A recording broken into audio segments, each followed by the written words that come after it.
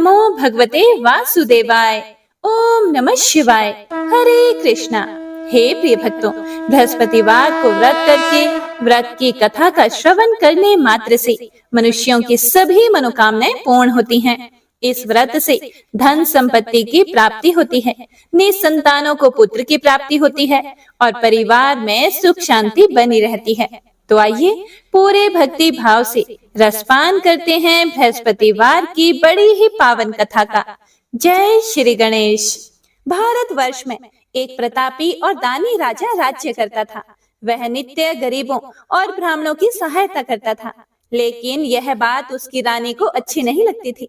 वह ना ही गरीबों को दान देती, ना ही भगवान का पूजन करती थी और राजा को भी दान देने से मना किया करती थी। एक दिन राजा शिकार खेलने के लिए वन में गए हुए थे, तो रानी महल में अकेली थी। उसी समय बृहस्पति देव साधु वेश में राजा के महल में भिक्षा मांगने के लिए गए और रानी से भिक्षा मांगी। तब रानी ने भिक्षा देने से इनकार किया और कहा, हे साधु महाराज, मैं तो दान पुण्य से तंग आ चुकी हूँ। मेरा पति सारा धन लुटाते रहते हैं। मेरी इच्छा है कि हमारा सारा धन नष्ट हो जाए, फिर ना रहेगा बांस और ना बजेगी बांसुरी। साधु महाराज ने कहा, हे देवी, तुम तो बड़ी ही विचित्र हो।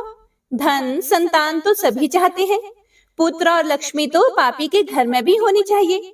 यदि तुम्हारे पास अधिक धन है तो भूखों को भोजन दो, प्यासों के लिए प्याऊ बनवाओ, मुसाफिरों के लिए धर्मशालाएं खुलवाओ।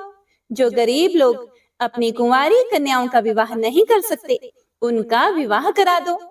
ऐसे और कई काम है जिनके करने से तुम्हारा यश लोक परलोक में फैलेगा। लेकिन हे प्रिय भक्तों, रानी पर उपदेश का कोई प्रभाव नहीं पड़ा। रानी साधु महाराज से बोली, हे महाराज, आप मुझे कुछ ना समझाएं। मैं ऐसा धन नहीं चाहती जो हर जगह बांटती फिरूं।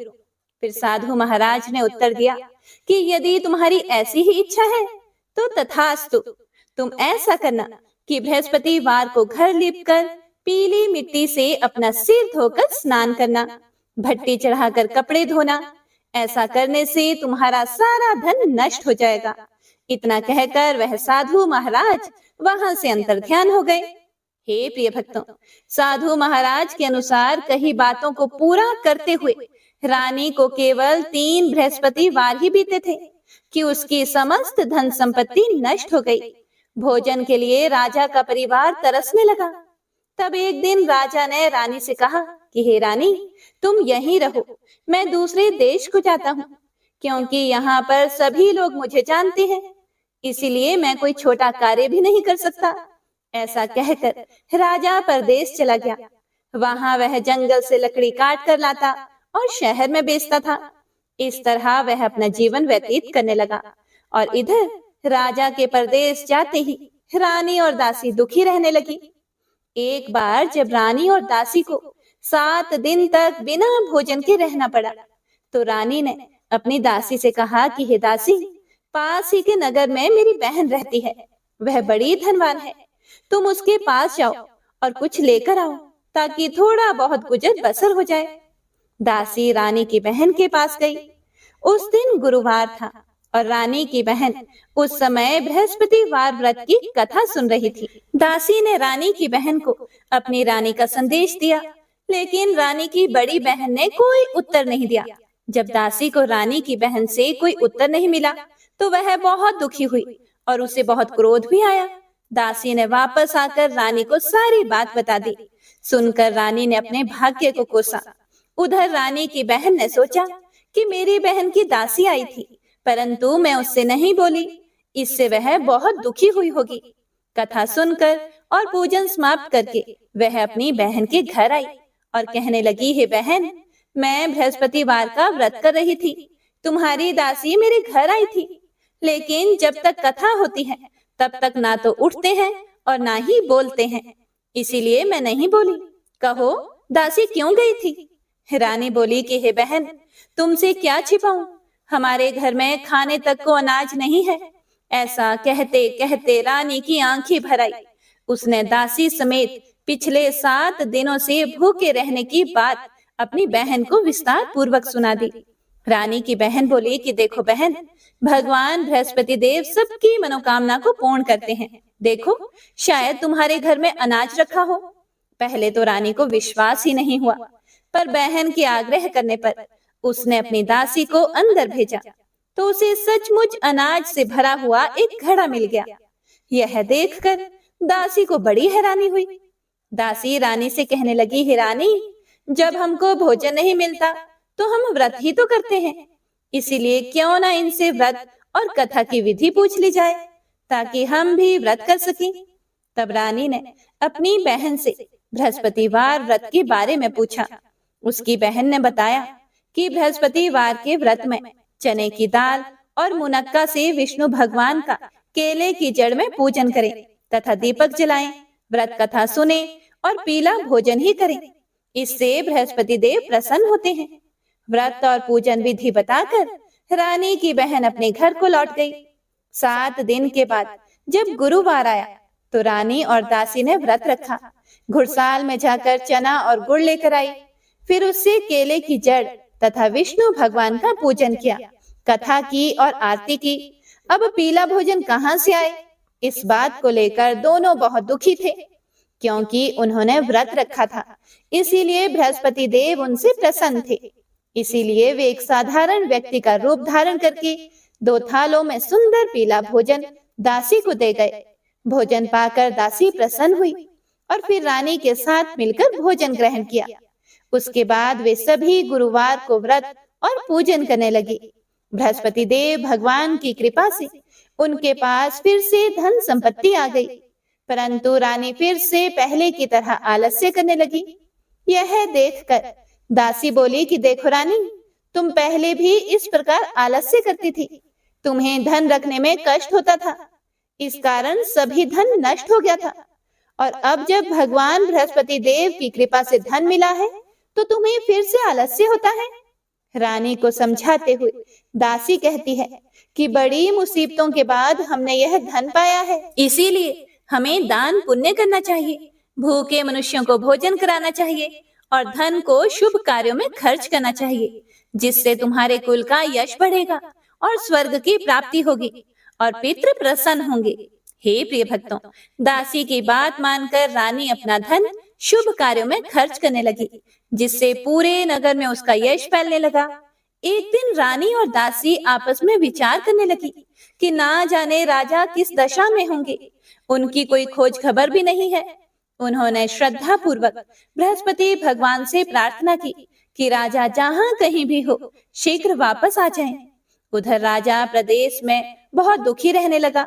वह प्रतिदिन जंगल से लकड़ियां काट कर लाता और उसे शहर में बेचकर अपने दुखी जीवन को बड़ी कठिनता से व्यतीत कर रहा था।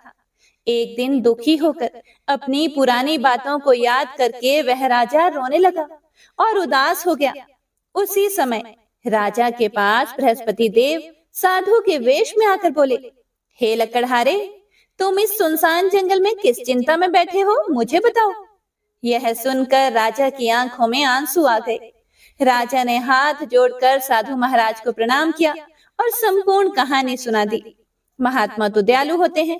उन्होंने राजा से कहा कि हे राजन, तुम्हारी पत्नी ने बृहस्पतिवार के दिन बृहस्पति भगवान का निरादर किया है, जिसके कारण रुष्ट होकर उन्होंने तुम्हारी यह दशा की थी। अब तुम चिंता को दूर करके मेरे कहने पर चलो तो तुम्हारे सभी कष्ट दूर हो जाएंगे और भगवान तुम्हें पहले से भी अधिक संपत्ति देंगे।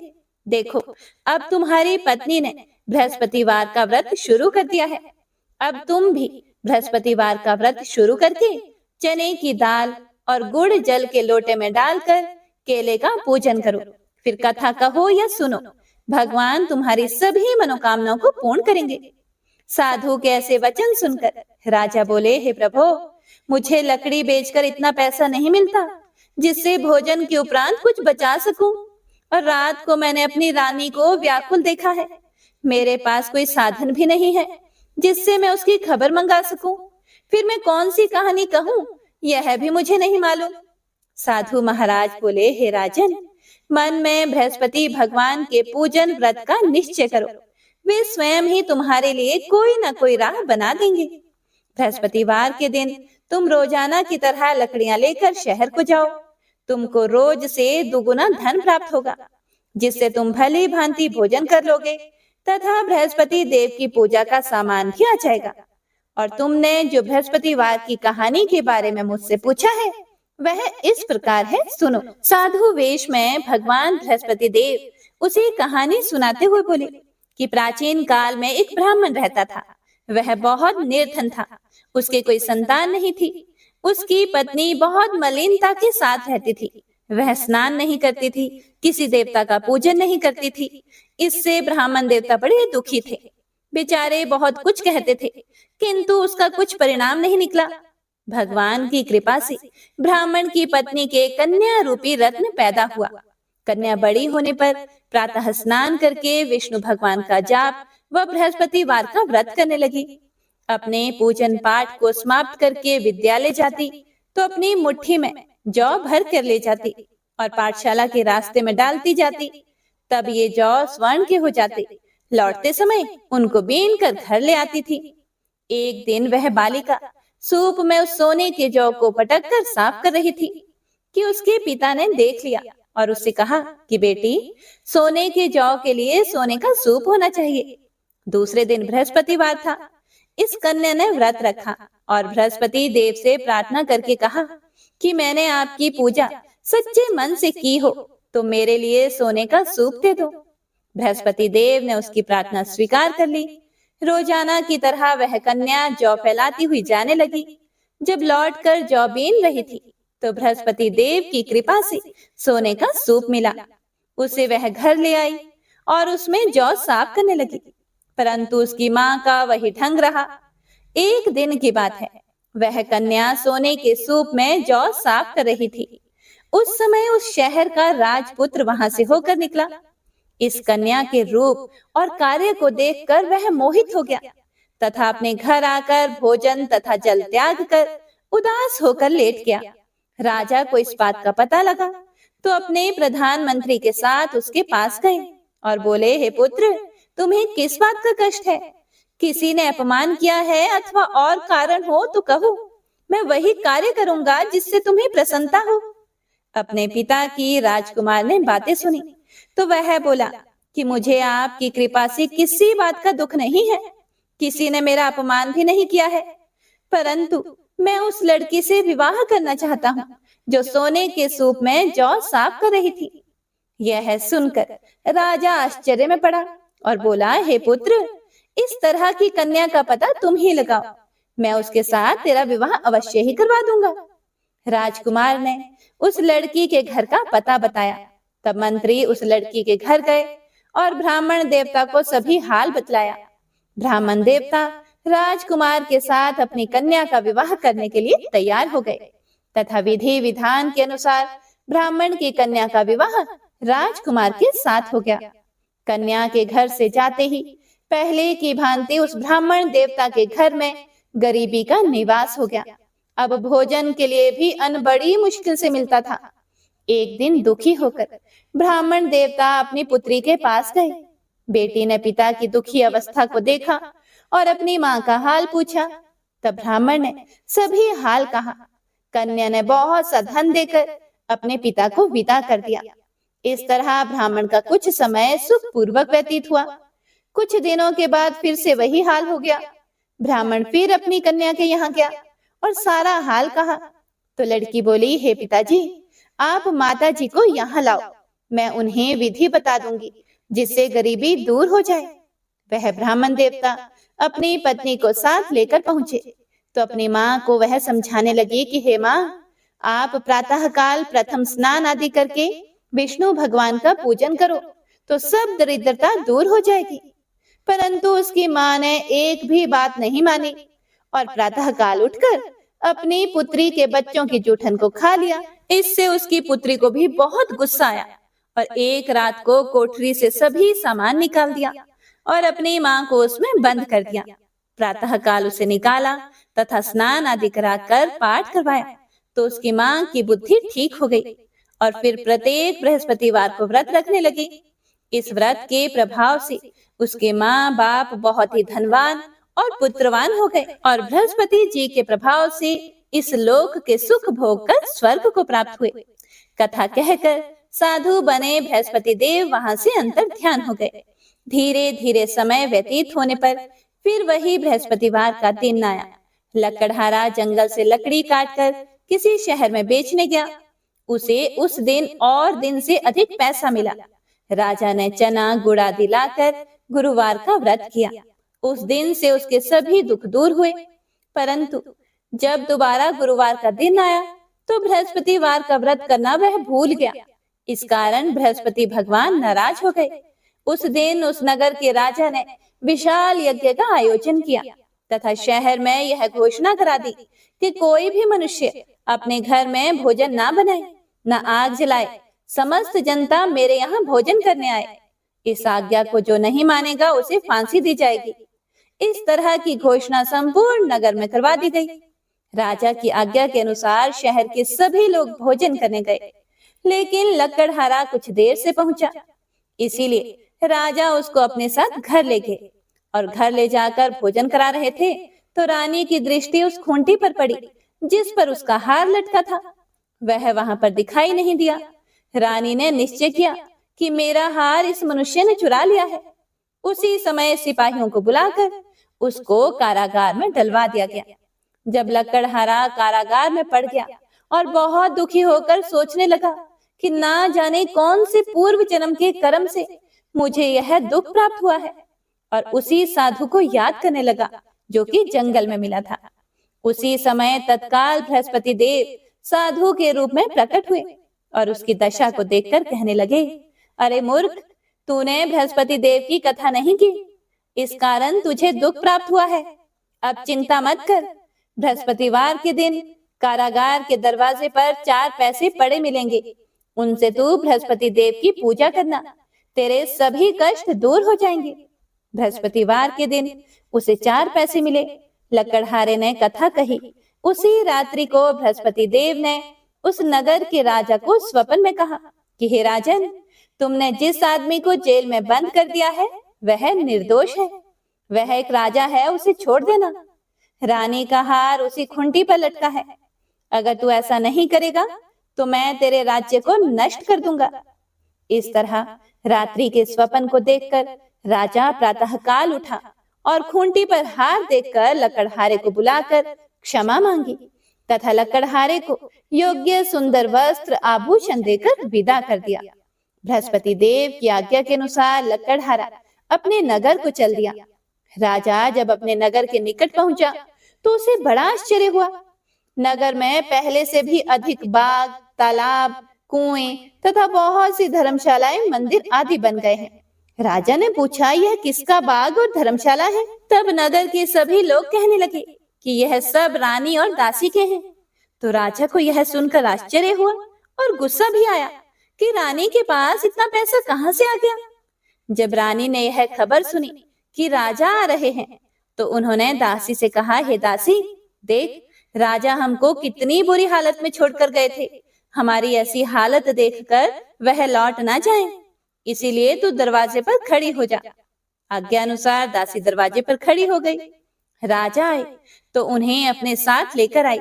तब राजा ने क्रोध करके अपनी रानी से पूछा कि यह धन तुम्हें कैसे प्राप्त हुआ है?